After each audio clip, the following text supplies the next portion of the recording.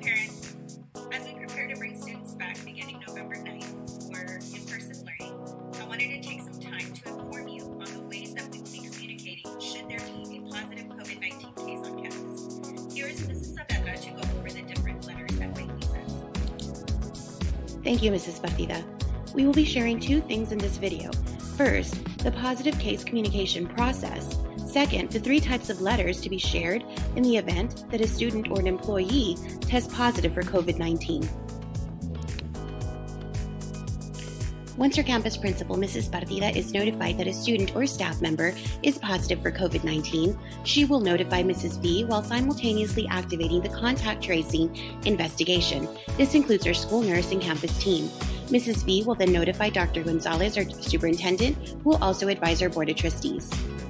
Our campus nurse will then enter the case findings onto a tracking system, which will notify the central COVID team, which includes the district nurse, child nutrition, FMO for sanitizing, and our police and transportation departments. Once a case is confirmed to have been positive and to have been on campus, Mrs. Partida will then send a general letter notifying all parents of the positive COVID-19 case on campus. If it is determined that there was exposure to a student or a group of students and an employee as a result of the positive COVID-19 case, the campus nurse will then notify employees and students' parents that they have been in close contact, first by phone.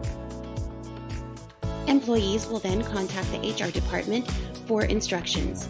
Nurse Garza will then follow up with a formal letter to both parents and employees, which is coming up next. The general letter will be sent to notify parents of a positive case on campus. The purpose of this letter is to inform parents of campus protocols to ensure safety, as well as to remind parents to monitor their child for symptoms and to continue safe practices. This sample letter for parents includes that contact tracing findings confirm that your child has been in close contact to an individual that tested positive for COVID-19 and will be required to quarantine for 14 days. The letter asks parents to monitor for symptoms and provides information on testing locations and additional services. This final letter is for employees that have also been determined by contact tracing to have been in close contact with an individual who has tested positive for COVID-19, with similar steps and procedures as the student letter. Back to you, Ms. Partida.